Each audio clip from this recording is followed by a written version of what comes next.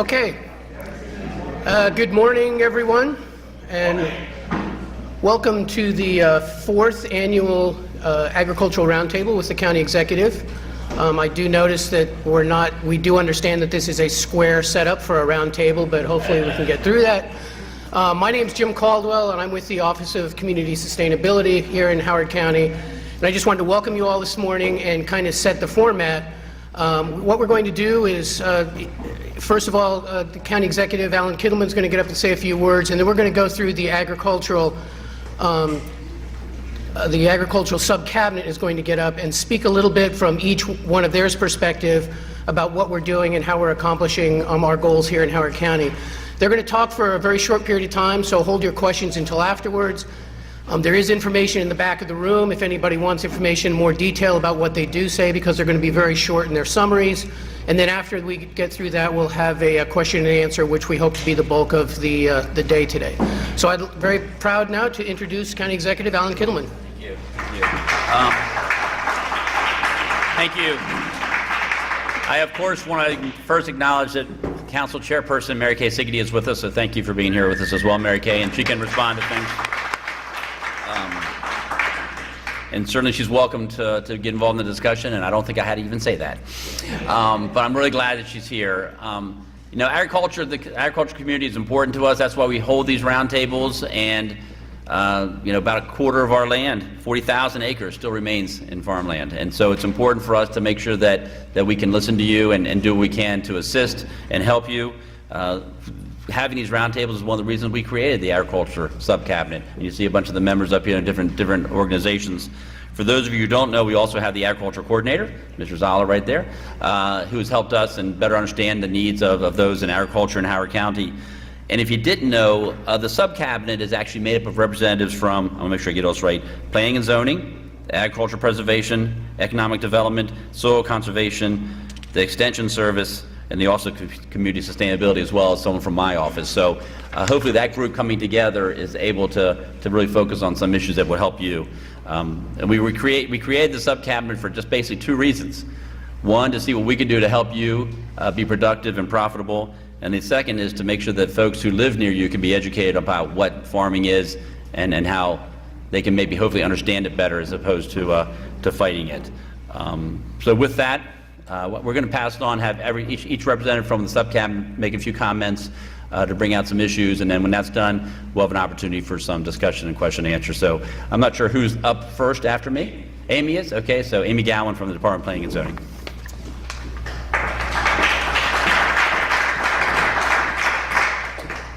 Good morning, everyone.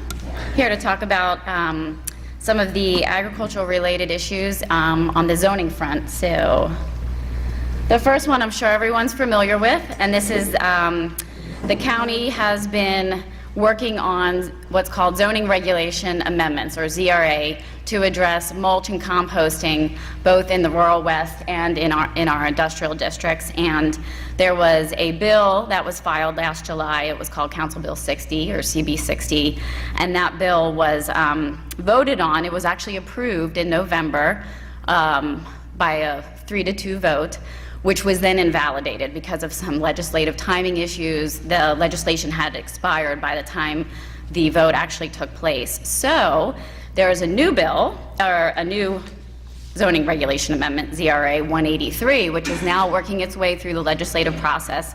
It's the same as the bill that was passed in November, and it just went to the planning board in January. The planning board heard public testimony, closed the public hearing, and they're going to be engaging in their work session and making a recommendation on March the 1st.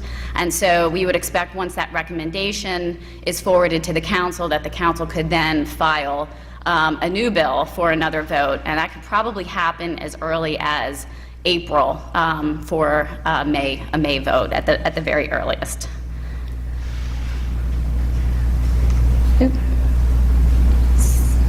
So another initiative that Planning and Zoning has been working on was at the request of the county executive, and he had asked us to take a look at our land development regulations. So this is our zoning regulations, our subdivision and land development regulations, all of our manuals that are used to govern development in Howard County. And so we engaged on an initiative, a project, where we're going to be completely rewriting them. And we just finished phase 1 of that, which was an assessment. We hired a consulting team, Clarion Associates, to conduct that assessment, and that was just released at the end of January, and we had 2 full days of stakeholder meetings, Monday and Tuesday of this week. And that was the culmination, their assessment and their recommendations were the culmination of over 50 other stakeholder meetings that had occurred from March to February. Sorry, there's a typo there. And we also had, during that time, had a number of focus groups with the agricultural community, and all of that fed into their recommendations. And so a few of them that pertain to the rural zoning districts that I think are important for this community to hopefully be engaged in and continue to work with us on are updating and modernizing some of the definitions that relate to agriculture. We have a farming definition that is woefully in need of updating. So one of their recommendations is to look at farming, look at agribusiness, see how we can make it more flexible and modernized for the future of farming. Another recommendation is looking at more protection for ag land.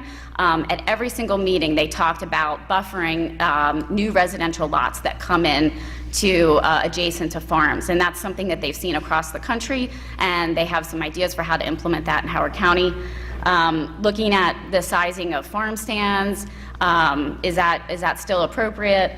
And also looking at agriculture uses as commercial uses, and how do we start to classify them and look at them, and special farm permits, can they be by right, or do those activities really need to be through a permit? So we hope that you will continue to be engaged in this process. We're going to be starting a solicitation, a procurement for a contractor for phase 2, which will be the actual drafting, and so we hope to start that either the end of this year or the beginning of next year. And I'll be available if anyone has any questions afterwards. So I'm going to turn it over to Beth Burgess to talk about our preservation efforts.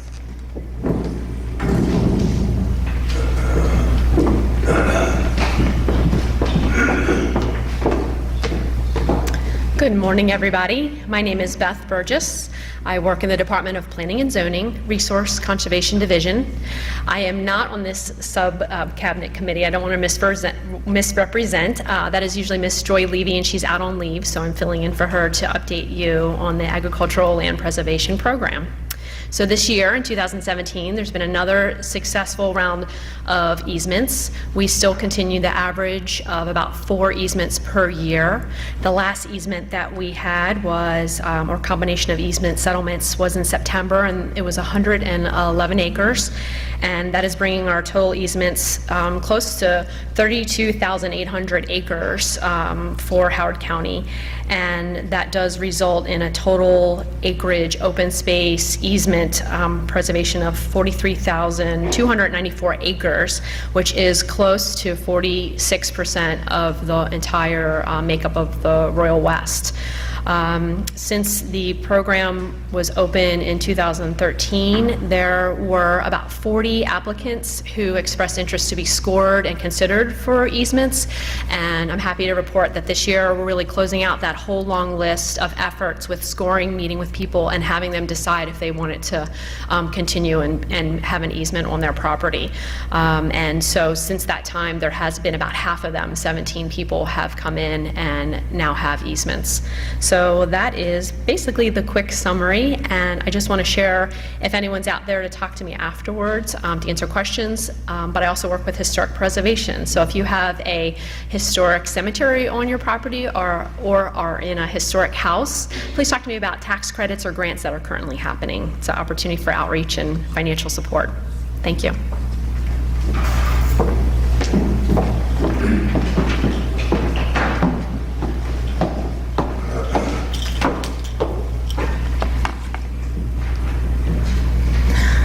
Hello, I'm Kathy Johnson. I'm the Agriculture Development Manager for Howard County Economic Development Authority. I've been here about 10 years, so most of you do know who I am. As you're looking to diversify your farms, start new enterprises, need educational opportunities, please don't hesitate to talk to me. Also, if you're having issues that we need to resolve at the state level or legislation that you'd like to put through, please feel free to come to me. We've done a lot of things in the last year since we had this roundtable. To start, we have had 4 Maryland Agriculture Education Foundation labs, ag science labs, come to schools last spring. We have 4 more coming this year, and that's all thanks to a generous donor who helped get that program started. We have enough funds to do 4 more next year. This is getting education mostly to the students in Columbia, but we have also done schools in Western Howard County.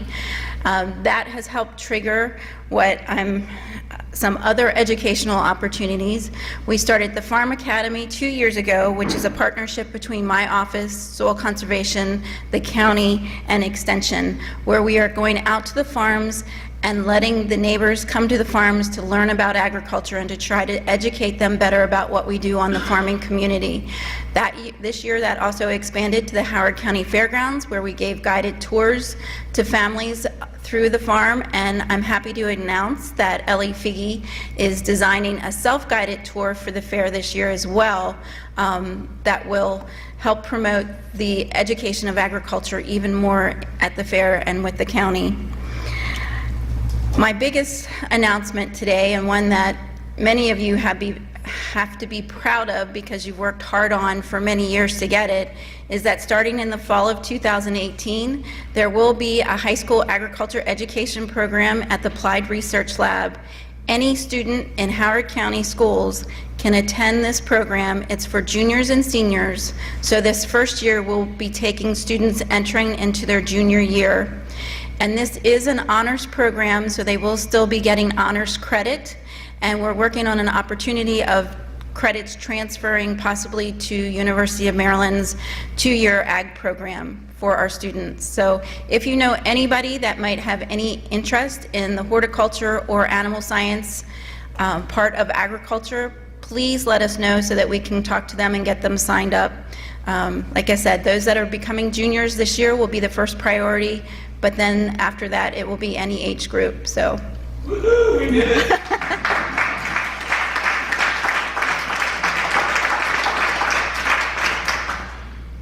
oops, went too far. We continue with our grant program. This year we have given 5 grants totaling $24,000 to 5 different farms that had new ideas, innovational ideas for their farms. That's a great number. That's actually one of our higher numbers in a year's time. You guys are doing great on those projects. The next round is July 15th. You can find the applications on the HOCO. Whoops, I'm announcing that early. On the new website the county will be releasing, as well as my economic development website. You don't have to wait till July 15th to turn in an application, and you don't have to wait till January 15th. You can turn it in early, so this is the time when you have time, a little more time to do it, and we'll have it for that round in July. So just be aware of that. We've also started an ag education grant for farms as well as the school system and groups that want to help educate those about agriculture. This year we gave out $12,500 to farms and other programs, including Days of Taste, the Kids Culinary Program, and I believe there were 6 farms that received grants to use for bringing students to their farms to help educate them. So that program is still continuing. You can get a $500 grant per farm so that we can spread it out to more farms in this year. So please, the application again, call me and I'd be happy to get you that application. Almost a year and a half ago, we started an ag tech program at the Maryland Center for Entrepreneurship, which is our innovation startup businesses. We now have 5 ag tech companies at the Maryland Center for Entrepreneurship that are doing different variety of agriculture programs, from forestry to food safety to manure management. So they will all be displaying some of their ideas on April 10th at an ag tech program. You all will be invited and welcome to that program. It'll be at the USRA in Columbia. Our first company will be graduating next Friday with a Food Safety Modernization Act app that you can use to help control the needs that will be required for the FSMA. And lastly, I just want to let you know that on March 15th, we will be doing a financial and estate planning and farm transitioning program here at the fairgrounds from 5:30 p.m. to 9 p.m. That's an important program. So to make sure we get you all out there, we're including dinner. We're only going to charge $10 per person or $15 for 2 people. And it needs to be families coming out because it's really important thing from my own family's experience. I know how tough it is to have those conversations, and this will help you start that process. So, and next I believe I'm introducing David Plummer, who if you all haven't met yet. I know this is out of order, just a quick thing here. This is a really important one. If you've got children that are in your business, you're the older generation, we do not want to see another train wreck that occurred like what happened with the Ridgely Farm, creating a lot of anxiety within the community. The older generation has to start talking to the younger generation about transferring ownership, transferring interest, the future of the farm. It is a disaster to the family to not do that. So please, if you're involved, go to that program. It's important. And at this time, if you haven't met him yet, this is David Plummer. He is the new director, is that? District manager. District manager for Howard Soil Conservation District, and he's doing a great job, so please welcome David.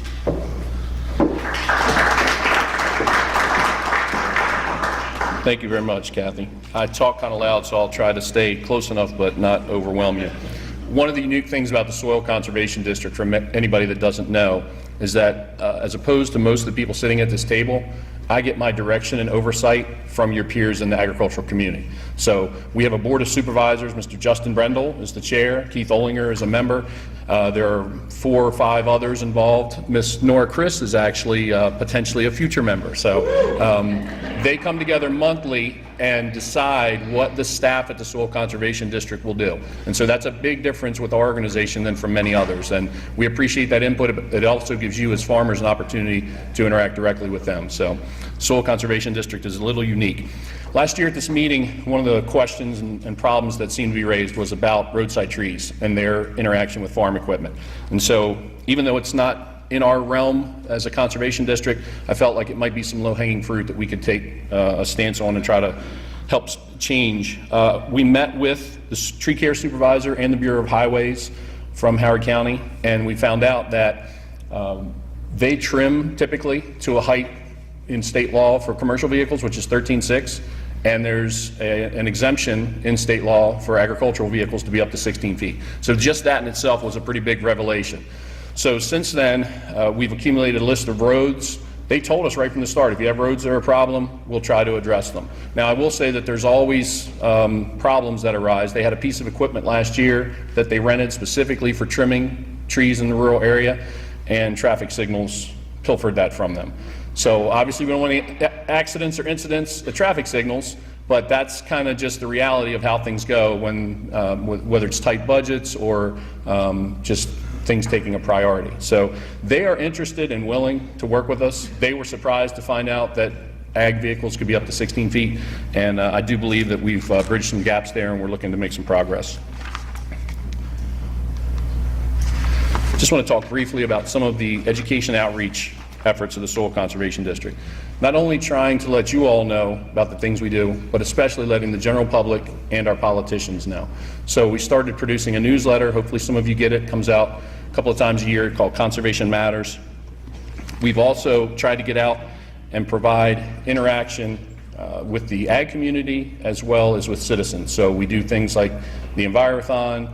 We participate in the public schools, Our Environment in Our Hands, which includes hundreds of 4th graders. We also try to do unique things, like we started at the Ellicott City Farmers Market bringing a display about our living soil. So the people that come to farmers markets aren't necessarily our normal clients, the people that use us for conservation practices, but they represent a cross-section of the general public.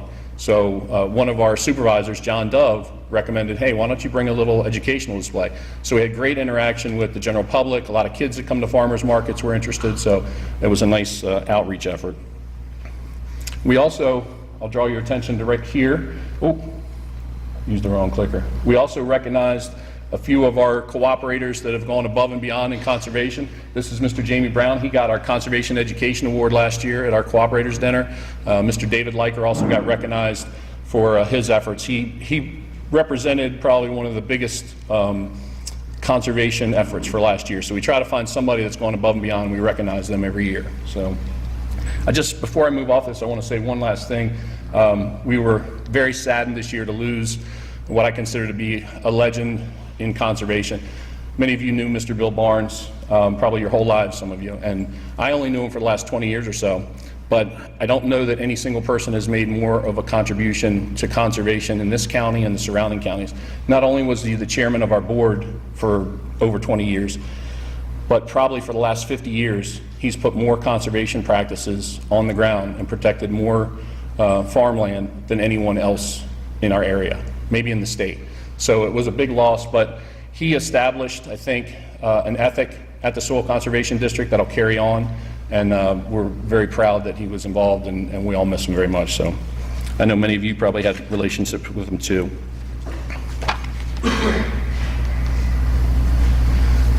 Really, the focus of our work is putting conservation practices on the ground to help clean up our local streams in the bay.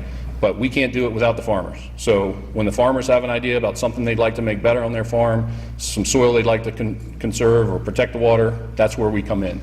And we try to take our expertise from our staff and assist them in every aspect of that. Planning it and how it might look on their farm, designing it and doing all the engineering for them, surveying it and laying it out, and then basically handing over a plan to a contractor so that they can work with the landowner to get practices in the ground. It's pretty significant. I think a lot of times people don't know that that's the gist of what we do, but anybody that's worked with us, I hope, has had a really good experience in that. So these are just a few conservation practices that we have out there on the ground. But it's really the farmers that are doing it.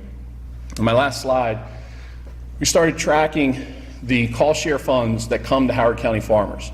And when I started looking at it, I thought it was really significant. So a farmer comes to us and would like to put a practice on the ground. We help them with all the design and everything related to it, but there still has to be some money to make that happen. The farmer has to take money out of his own pocket.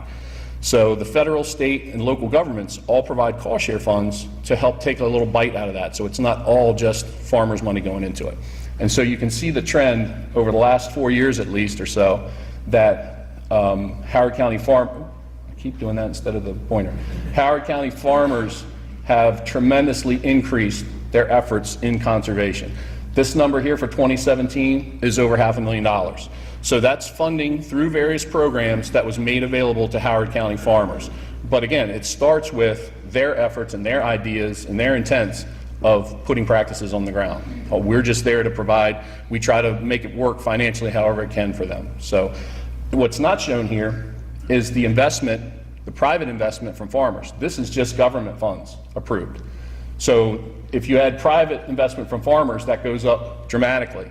In addition, what's not shown is the contractors, the seed producers, all the economic value that comes from this work that the farmers are doing, and that's significant as well. So I think this represents a great trend. Now I will say this, depending on cost share programs and availability of funding, I don't expect that. Don't get your hopes up that this is continuing up that way, all right? So these last few years have been tremendous, and at some point this will level off, but $500,000 a year is pretty significant. So with that, thank you.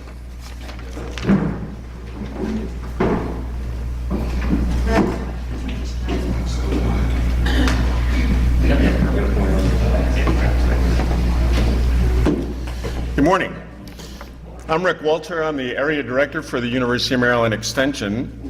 It's great to be with you here this morning. David tells me that my southern draw, there's no way I'm going to make my 5 minutes full here. So bear with me while I try and speed this up a little bit for me.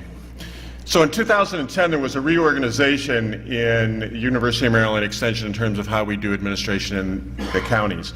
And as a result, we were able, at the request of teaching faculty, to take the administration responsibilities away from them and give them more time in a classroom. The good news about that is I have responsibility for Howard, Montgomery, and Frederick County, which is about 50 faculty and staff. So I get to use those chess pieces to make sure that we help everybody in a different way, even though I may not have a teaching faculty member and expertise in a county. I have access to move those folks around. We have one agronomist. We have one weed specialist who also has livestock responsibility, primarily a dairy focus.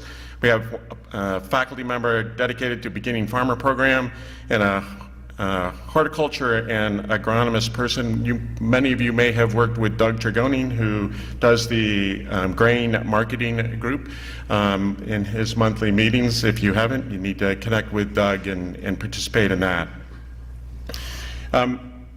James asked us to talk about really 4 areas, the kinds of things that we're doing to support farmers. We do write nutrient management plans. The time period that we were asked to talk to was 2015 to 2017. We've done 305 plans covering just over 15,000 acres. Chuck Schuster, who is our ag educator in Montgomery County, has conducted about 56 farm visits, primarily nurseries, fruit and vegetable farms in Howard County.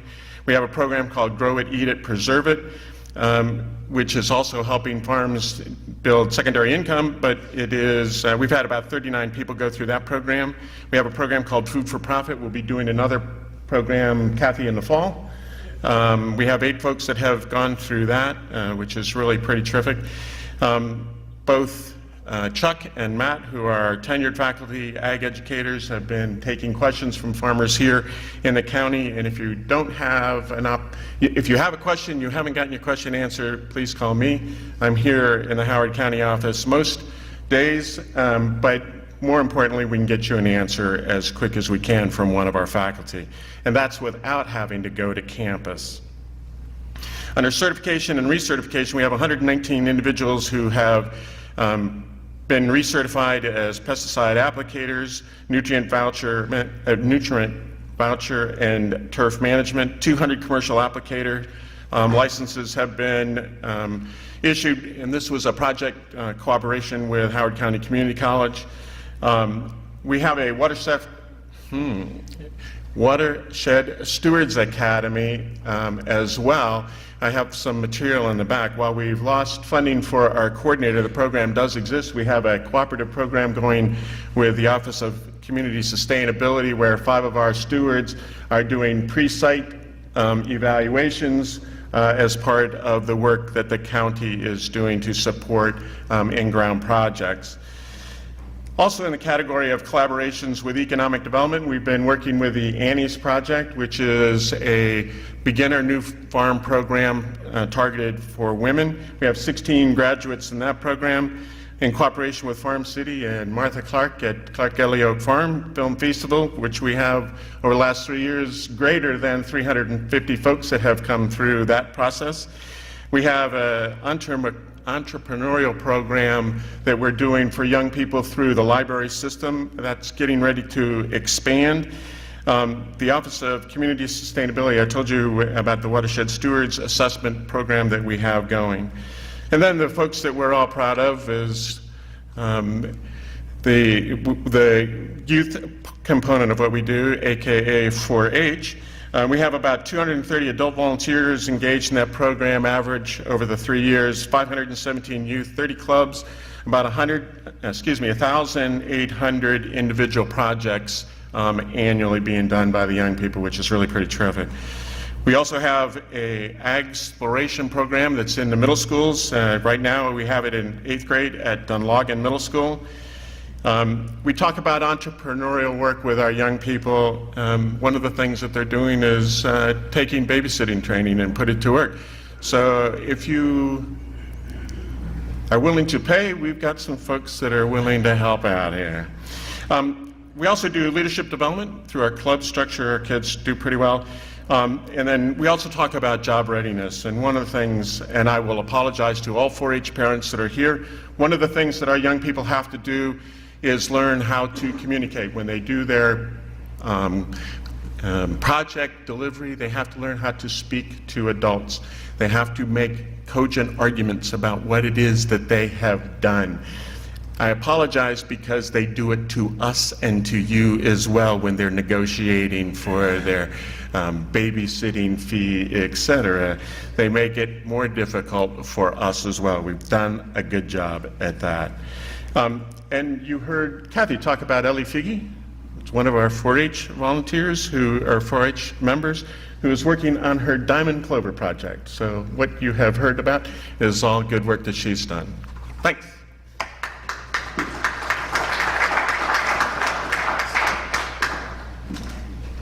So I'm going to try to keep mine pretty brief because I want to make sure we have enough time for questions.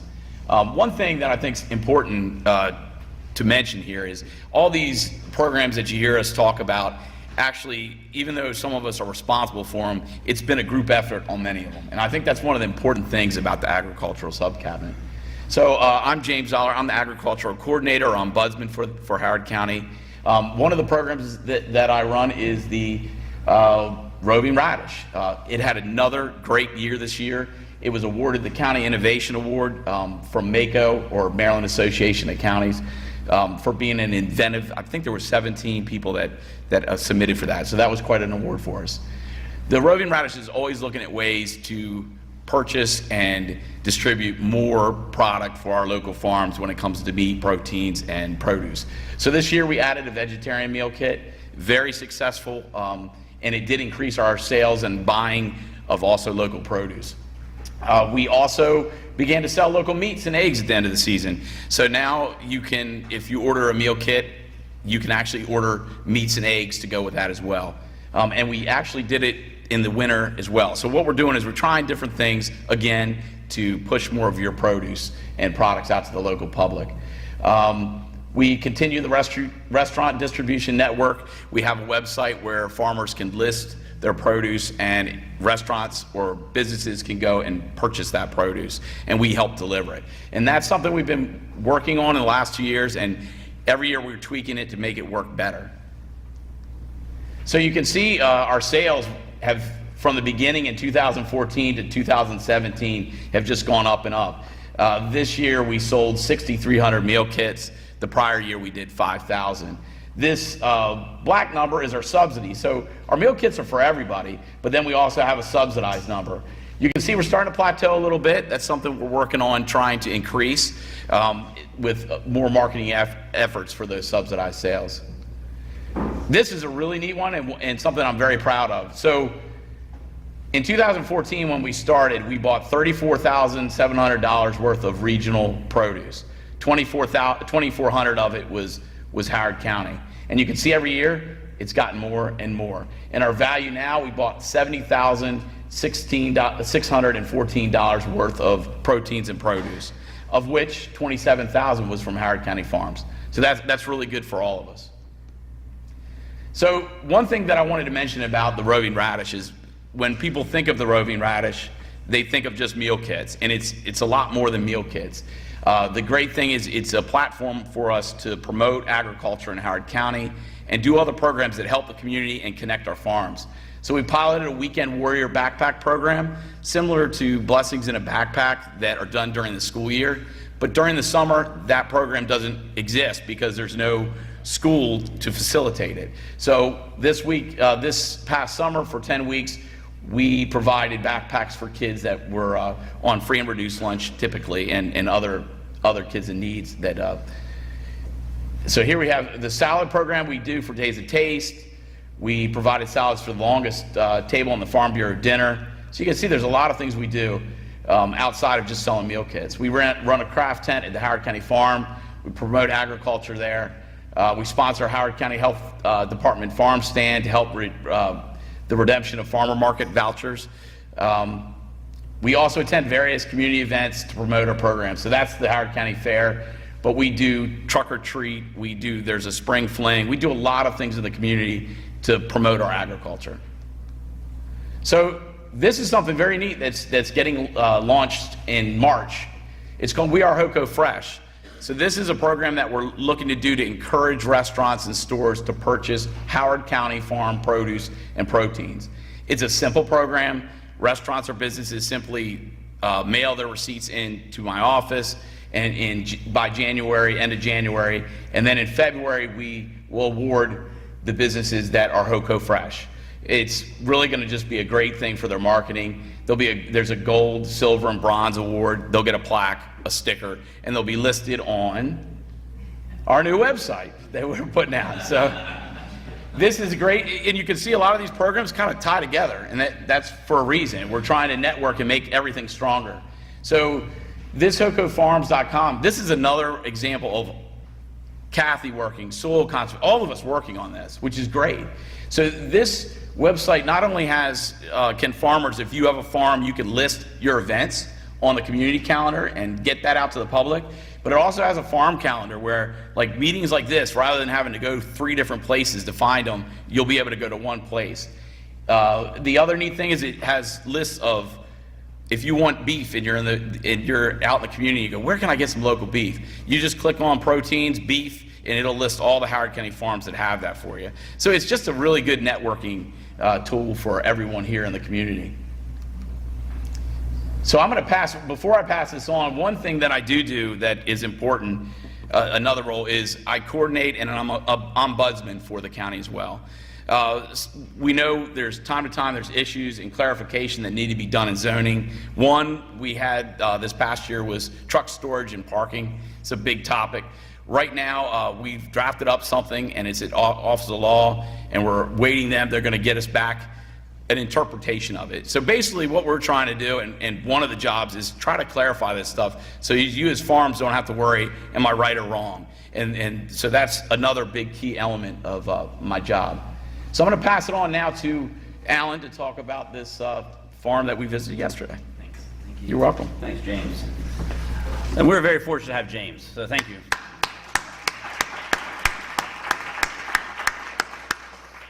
James mentioned he has a picture up here. Yesterday, a few of us went out to Dark Cloud Malt House and just kind of learned more about what they're doing there. It's really great to see it here, and great to see how they really want to try to take crops from local farmers. And so we went there. They have actually, I think it's a 1-ton. There's a 1-ton facility there. They're hoping to expand to another 3-ton, so they can take even more. So they're looking for barley and perhaps rye and whatever else they need to help them to get for brewers. So it's something that they benefited from the Economic Development Authority and from some other loans. Kathy and everyone working with them. I guess Beth Woodridge working with the Volt Fund. So it's a way in which Howard County and Howard County Economic Development has been trying to help encourage them. And so they're actually going to be expanding. As I told you, they're going to have a 3-ton. They're actually going to build another little building next to where they are now, because right now the one building they have this in it. And if you can see, they have the silos now too, but they're going to have another building so they can have the bigger, I don't know what they call that vat that they put it in. Is there a name for that? I don't know. But it's going to be a lot bigger. They're going to take most of that room, so they're going to build another storage room for their barley they have and other grains. And so hopefully that'll be something that'll benefit some of you in here. And we certainly, I know Kathy has already talked to some people and some of the farmers here, and I know they're very interested. Right now, it's my understanding that 90% of what they've used so far comes from Howard County farms. And so let's hope they get more. And they tell us they can't meet their demand right now. They need to do more. They need to expand. And so that's just another way in which we can maybe help improve your lives and make your farms more profitable. So, so with that, though, I appreciate that we have the sub-cabinet here, and they're all here for a reason, so that we can answer any questions you have. And I think I'll just open it up and to see what we can do, how we respond to you. Okay. And one thing before we start the questions, we did put 2 questions down on your agenda. You can ask anything you want, but the 2 questions there was, one, any suggestions on how we can help curb the deer population that's decimating our crops here? That's a hard one, but it's something the county's been looking at. And then what else can the sub-cabinet do or research for you guys to help you out? But anything can be asked, and we'll move on from there. So we'll open it up. Actually, before you do that, Mary Kay, do you want to say anything? I mean, I didn't give you an opportunity to say something if you wanted to. I feel bad. I should have done that earlier. Well, good morning, work. Yeah. Good morning. Great. And I'm here as most often to listen and learn, so, which I will do. Great. Well, thank you. Thanks for being here, Al. First, I want to give her credit. It's not her district. That's right. But she's the chairperson for all of Howard County, so yeah. And if everybody can use a microphone, we're taping it so we can remember everything. Yeah, because we're also videotaping this that we can put out on our website so that those who weren't here can have an opportunity to hear what went on. So do you want to, not that Alec needs a microphone, but... Thank you. My question goes to the deer issue because I've been trying for some time to provide that for private farms with deer permits,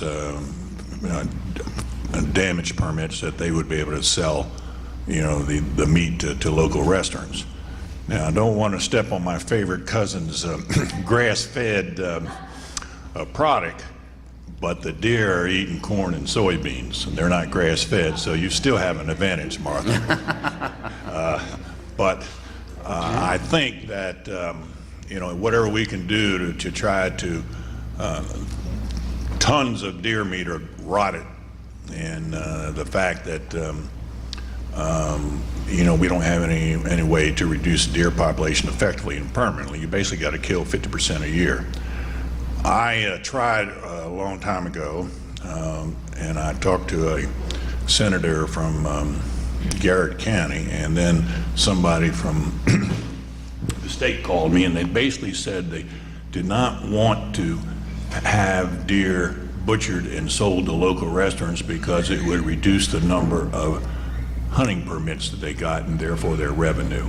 And that's the absurdity of the mindset. So whatever anybody can do to get that bill passed. And my concept was that the hunters would get $25 for gas money to deliver it to the butcher. The butcher would charge $100, and then he'd sell it to the restaurants for $1 a pound.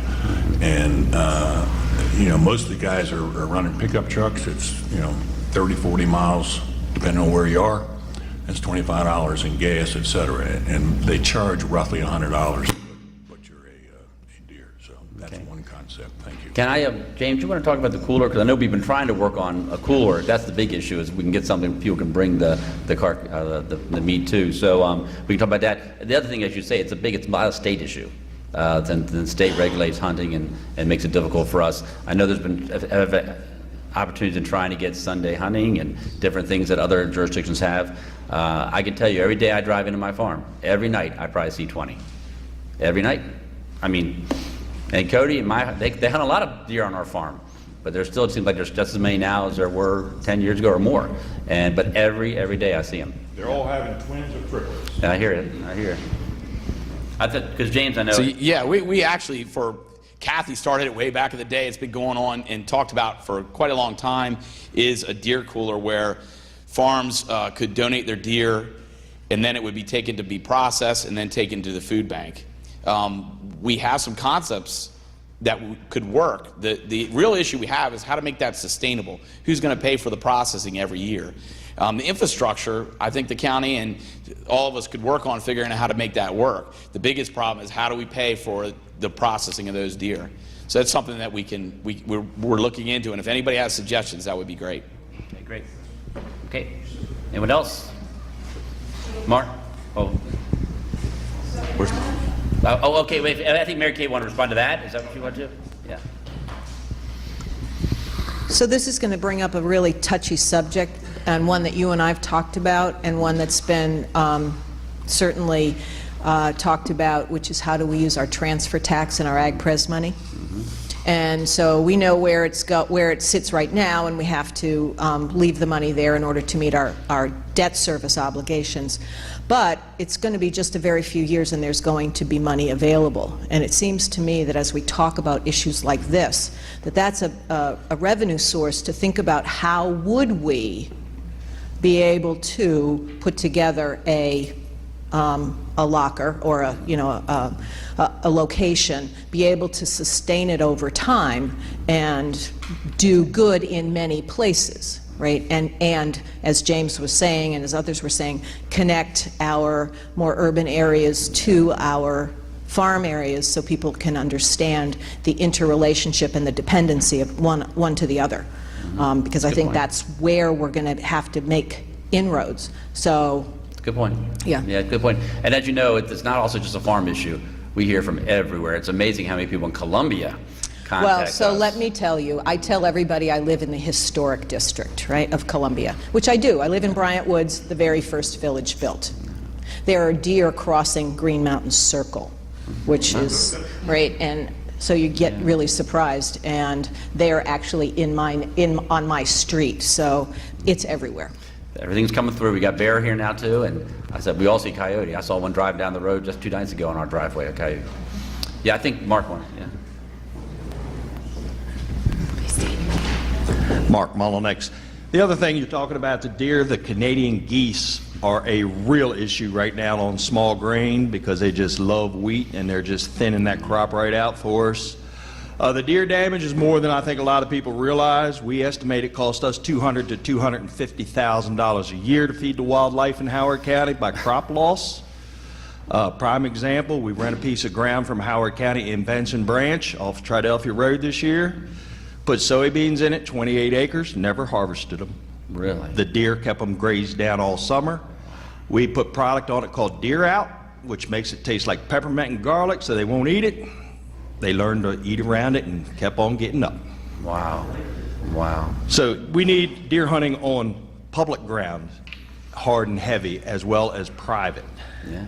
And we need the county to help go to the state and fight for the goose and deer. Well, I will fight for that. Hey, I see the geese on our property too, and it's just like every time you're there, it's like drives me crazy. Yeah, I agree. And also, in addition to the farm issue, about 15 years ago, my wife and I, we struck a deer on Route 32 driving home one night. I mean, it's scary. It's scary, the personal and physical damage you can get from that too. And the coyotes are starting to be there. We've lost some calves this winter. due Have to you really coyotes. learned? Yeah. Yeah, some young ones. Yep. Okay. Anyone else? Hey, Keith. Keith Olinger, just a quick note.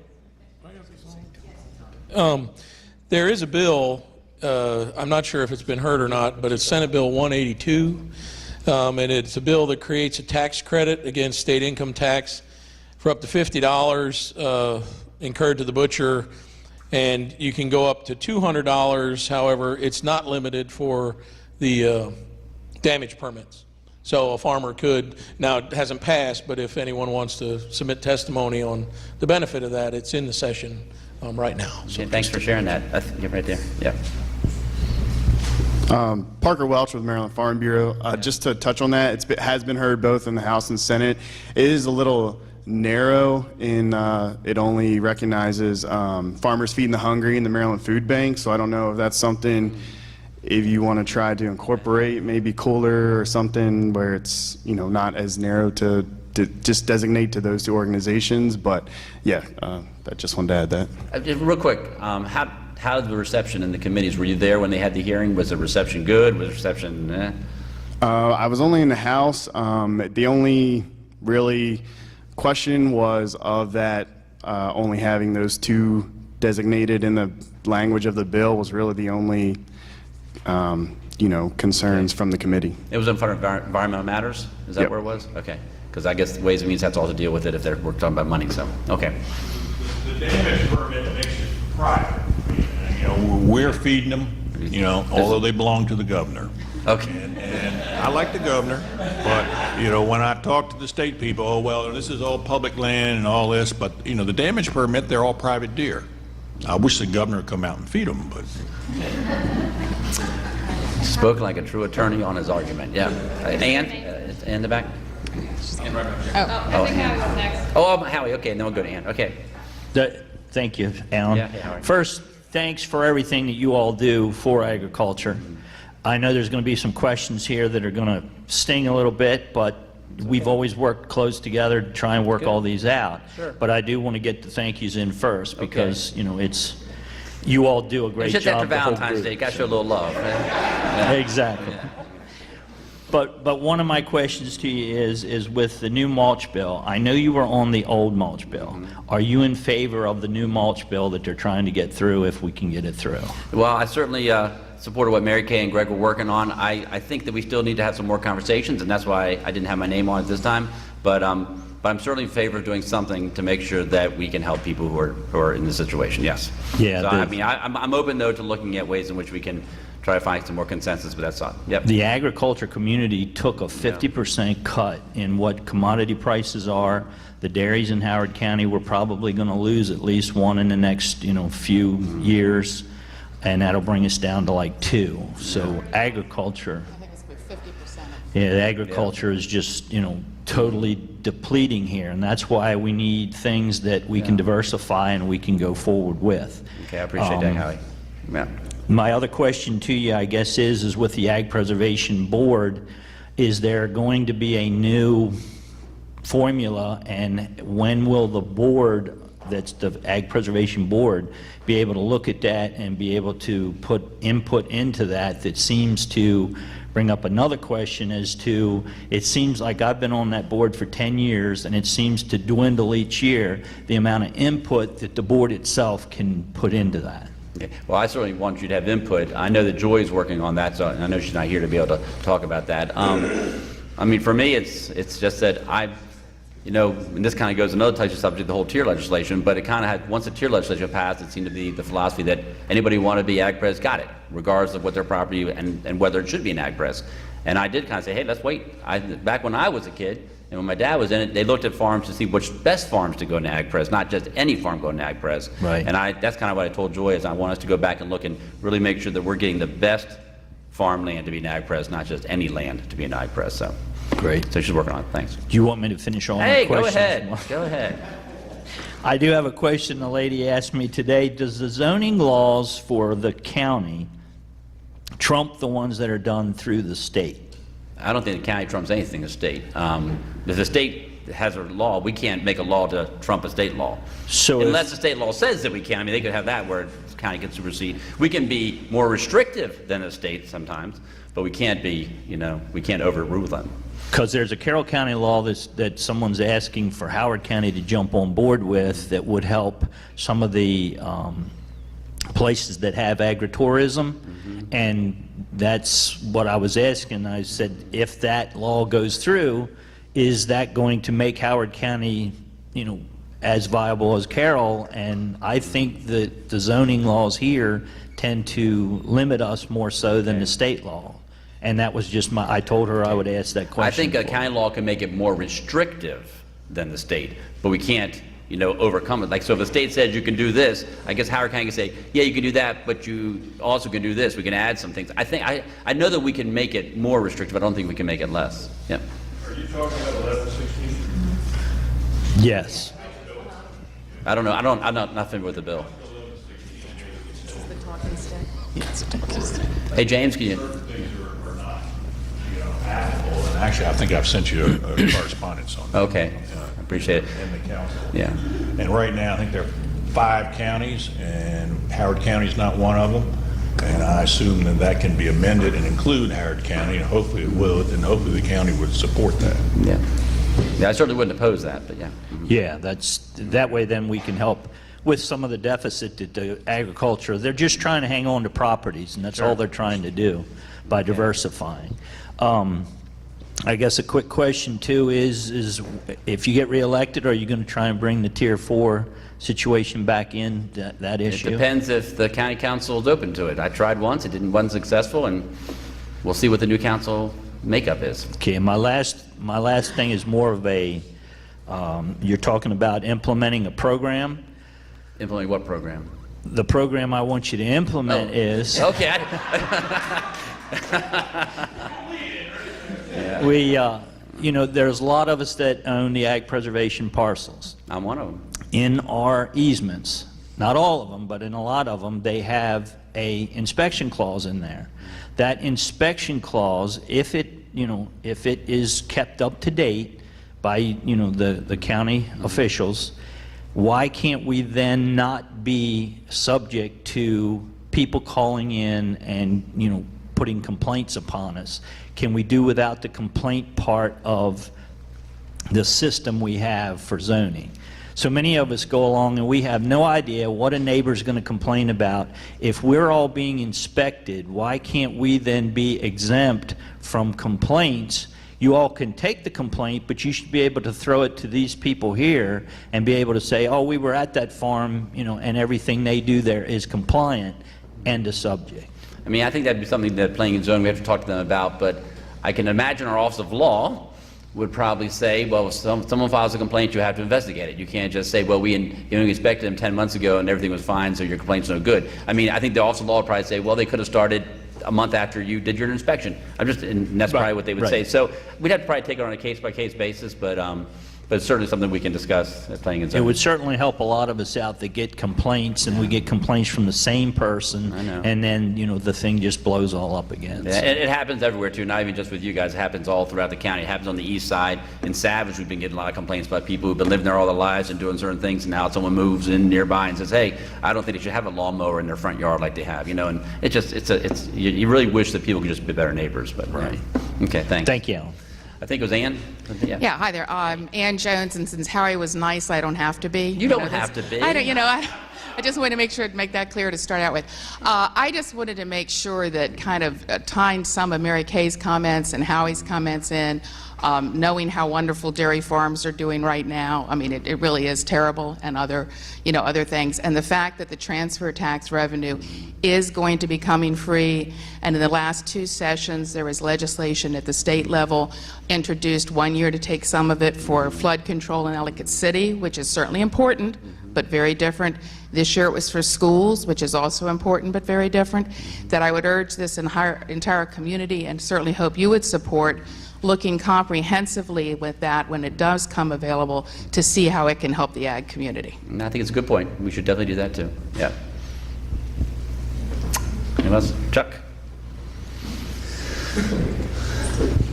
Yes, most of the comments have been looking for the future, which is great, but I would like the policymakers to also look in the rear to the farms that are in preservation. They're perpetuity easements.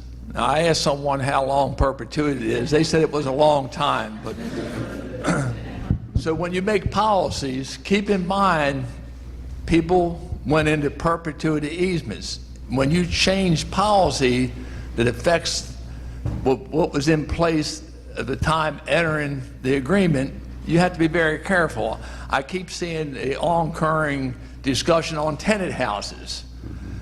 The past administration was hell-bent on changing square footage on tenant houses. Well, when people went into perpetuity easements, you should maintain that right that was existing at the time the farm went into that program. We don't have the opportunity to change our easements.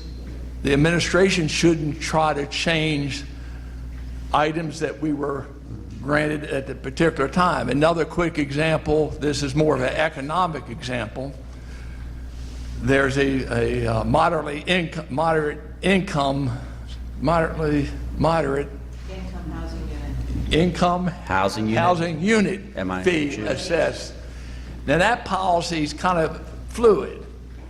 I completed a subdivision 6 months ago where I took 2 existing agricultural lots and made 3 out of it. And I was charged for 1 unit to be assessed for that tax, which was logical to me. I started with 2, created 3, so the new one is subject to the tax. Now I understand there's been a policy change. If I would take a existing ag piece that I have in and take off the unrestricted lot that was granted when I entered the program, I'm not only going to be charged for the unrestricted lot I'm taking off, but they're also going to assess me the income tax on the existing principal dwelling on the ag piece. And I don't quite think that's fair. But first of all, I mean, I'm not familiar with that, but we can talk more about that. So, okay. Well, with what's happened with you, okay. The policy's kind of fluid because I know Tim Figge was assessed one way, I was assessed another way, and I did talk to the head person that's in charge of that, and she was the one who informed me that I would be paying it on not only the 1 acre taken off as but also on the principal dwelling on the ag piece. To piggyback a little bit on Howie's comments, I think the administration needs to utilize that ag board a whole lot more in your policies. Anytime a policy is being discussed, that ag board needs to be brought into it. I've utilized the ag board over the years, and it seems like years ago they could have a dialogue with me on policy changes. In the last 3 or 4 years, I would ask several of the members on the ag board if that's certain agricultural issues. They were totally in the blind of it, didn't know anything about the issues. So I would encourage the administration to filter all dialogue to that ag board, because they're in touch with the ag community. Right. We see them, daily or weekly. We feel comfortable talking with them. Okay. Thank you. That's my comment. No, thanks, Chuck. Thank you. Anybody else have something they want to bring up? Oh. I'm not surprised. Mark Mullenix. On the thing with the lots, can you get zoning to streamline the lots that are in preservation? You mean child lots? What are you talking Yep. about? Okay. When we went in, the state program, we're allowed 1 lot per 20 acres up to the density. Okay. Either you run out of children or you got too many. And why do you have to go through the public hearings? It shouldn't take more than a year, not 5. I know our cousin Gene did one a few years ago for his daughter. It took him 5 years and $82,000. Why? Yeah, I don't know. I don't know if Amy or Amy from DPZ wants to. I don't know. It's that Gene's not. Cousin Gene's in I think, Hall County. Yeah. Can you put a note down that and then get back to Mark on that? I mean, it shouldn't take more than a year in my mind. But also, when my sister built hers, it took a while, and a lot of it also was the county processes, which took a long time too, and frankly, stormwater and all the kind of stuff. I mean, I was fortunate when I built our house on my child lot that my dad gave me. We were before some of those things, and we could do a lot quicker. Now they have a lot of other regulations you have to go through and pay for a lot of things, and like sprinklers in your house, have a well and a big tub so you can have the water inside, which I think is crazy. Okay. And last year at the same meeting, we talked about trimming trees. Yeah, I mean, you brought it up, right? And I see Yeah. nothing's happened until Soil Conservation took it up, and I gave your office a list of roads that needed to be trimmed, and nothing has happened yet. Why did it take a year before anybody, Soil Conservation had to start, and not anybody from county? No, was that? I can address that a little bit. So the county, the way that worked, we actually at our ag sub-cabinet meetings talked about that, and soil conservation, Dave took the lead on that. So we were talking about that. We all knew about it, but soil conservation was handling it. And they have on their website you could get on there and report the trees on there, and we put out, and 1 person reported from last year. So that's important that you guys know that tool's out there. It's being underutilized right now, though. So the list I gave Alan last year at this meeting never made it to Soil Conservation? I'm not aware of that, if it did or didn't. Okay. So if you can remind us of that, I don't know who. Yep, we can get that and make sure. But there is also online for you guys. We'll take a list, but there is online on Soil Conservation's website, which is great, and it's simple. You just put it in there and where it is, and it gets on the list. Thanks. Well, Thanks, Mark. You might have heard my other comment earlier that some of it is at the Highways Division too. So they bought a piece of equipment specifically to trim 3 or 4 roads in the rural section, and traffic signals took them. So that's administratively making sure that the funding and the equipment that they need is available. So sometimes those things come up too. Okay. And it would help if the county, to my understanding, you're not supposed to build anything in county right away, but the county lets everybody put their mailboxes right to the edge of the road. And 30 years ago, when we moved equipment around, it wasn't an issue because we didn't have the traffic or the mailboxes. And today we got tons of both. Everybody lets us know we're number 1 when we're moving equipment around because we run them off the road. And it'd be nice not to get all of that. So, if the trees could get pushed back and tell people when we hit a mailbox that's in a county right away, well, it's really not my fault because it's not supposed to be there. Yeah, I'm not sure it's not supposed to. It's supposed to be there so it'll break down. I mean, you can't have a mailbox that's got a bunch of bricks in it, and a lot of people do that, and they're not supposed to. But I think it'd be awful hard for the mail person to go on if they weren't next to the road. No. So I'm sure, I can't believe there's a policy that you can't put it in the right way. If I think we let them do that, we just require that they fall over easily if someone does hit them. So, that's correct. And no, sir, you don't have an accident like someone had a car accident and get hit. Yeah. Anybody else? Because we don't have to fire folks like Mickey have to come out and save people from hitting mailboxes. Yeah. Mickey's got a lot of work doing in Sykesville. Yeah. Yeah. So a couple things, just thanks to you guys, County Council, and your office for doing a good job with the budget again, and we appreciate. We're still working on it. Well, last year's as well. Last year's okay, yeah. And also, we appreciate your help with Soil Conservation District being able to bring David out here. So for our budget, of course, I didn't hear anybody ask it, so I'll bring it up. But of course, we're going back to the mulch and compost issue. One of the things that was very frustrating for me personally was, a lot of, in my opinion, bad misinformation was circulated to terrify the community. I wish the county, I know that you guys have funds available to bring in experts that can look at things from an objective point of view. They're not from the community. They have medical backgrounds. They have scientific backgrounds. I would appreciate in this next round if the county could open up some of that funding to bring in specialists that can actually look at some of these false accusations. Not that the information is incorrect, but it's being applied completely inappropriately. And that will have a huge difference on whether this is actually a medical issue or not. And it would be, I think Mary Kay can respond to that in a second, because she did have some well, and so I'm just making that recommendation there, because that would be helpful, because it's not fair to ask the community members themselves to put out the money to try and hire some expert when there is something that's available there. And then the other thing was, as far as outreach, one of the things the farmers in the community are not just sitting there complaining at the coffee table anymore. We're trying to get out in front of these issues and meet, and so we appreciate the Farm Academy. One of the things Farm Bureau did was created an outreach committee last year, and we went to Greenfest for the first time ever. And one of the interesting things that we found, I was working the booth. Within the first 5 minutes, one of the people that was there came up and insulted the farmer that was monitoring the booth. And so we know there's an issue there between how we're viewed maybe in the broader community with only 300 farms left, I understand. But one of the other things we found out that was shocking was that many people didn't know we had farms in Howard County. They did not know we had a fairgrounds. They did not know we had a fair. And these are real people. These are right off the street that I'm talking to directly, and I don't know how to respond to that. So I'm just throwing it out there. We need to do a better job. Even if we think we're doing a good job, we still got to do a better job. So I would ask, just as what Chuck, I think, said, is whenever we're having something with the process, we are a very vibrant, very active community, and we can help in a lot of different ways.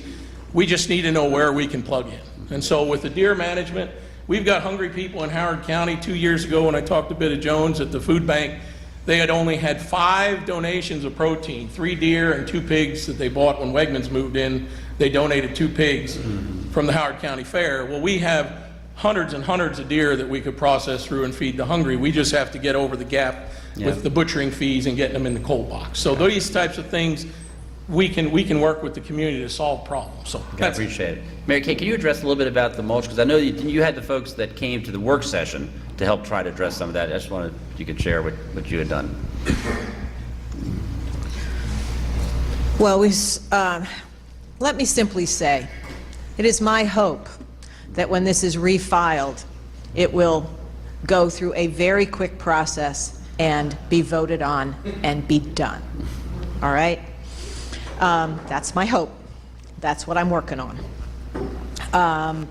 We certainly had, as Keith is well aware, because he was part of the team that helped put together experts, and as were others in this room, and I really appreciate it. But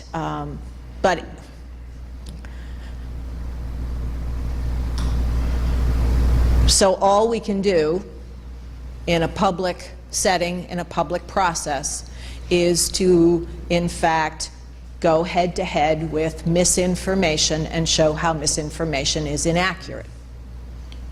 And that's where we're at. I thought we did a really good job of it last time. I thought it was interesting that we only got a tiny bit of misinformation at the planning board this last time. I have no idea what's going to happen when it gets in front of the council. It is my hope that this thing is going to because there should be no amendments to it, right? It's going to be exactly what was passed before, and I believe that we'll get to the outcome we got to before, right? Okay, thank you. But stay tuned. Yeah. I may need you, but that's my goal. Great, thank you, I appreciate it. I've got to follow up with what Howie was talking about, the difficulties of making economic go of it, and that's in the interpretation of the county zoning regulations. 104, I think it's the last sentence in the first paragraph, specifically says, and I can't find it on my computer for some reason, that affect the agricultural trumps the residential. And what's happening is with DLIP, they're saying if you look at 104, you have permitted uses and accessory uses which can be used alternately or more than one use. And DLP is saying you need a building permit or permission to change a use on your property even though it's a permitted or an accessory use. And I think that's an incorrect interpretation of the statute. Okay, thank you. I don't know. Anyone else? Yeah, Lynn? Lynn Moore. I'm listening to the discussion. I'm thinking about the tenant houses, and not that I want to decrease any safety or health issues, but since it's not a regular subdivision, is there any way to look at the requirements for building permits for tenant houses and perhaps streamline them and maybe reduce some of the regulations that wouldn't be necessary, since it would be a tenant house on a farm as opposed to a house in a subdivision? I'm not really that familiar with the regulations, but it's such a lengthy process and so expensive, and I'm wondering if it could be streamlined for this special application. And we could look at that, but I mean, I'm sure that the Department of DILP and other places would say whether it's a single-family home being built in the middle of a subdivision as an infill or a tenant house, they still need to have all the protections and all the requirements that they need to have for a house, because whoever lives there needs to have the same protections as anybody else would have. So what we can look at, I think the bigger issue is streamlining the time, maybe. I'm not sure you'd be able to say they don't need to have the same, code requirements that any other house would have to have. Right, Yeah. so not the code, but Yeah. maybe just some of the platting and... Maybe. Well, maybe that could be something we could look at that, so, yeah. Okay. And I'm sure Amy wrote that down too, hopefully. Yeah. Anybody else?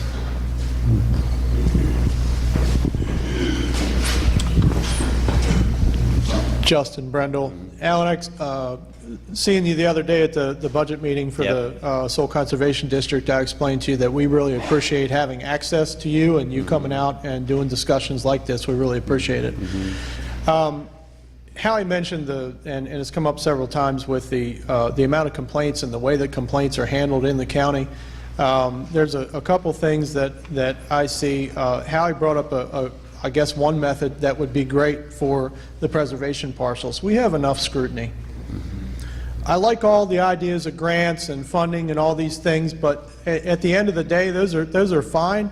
But if we could just get people the heck out of our way and get them off our backs, it would be a lot better than a bunch of grants and money that's just kind of thrown around.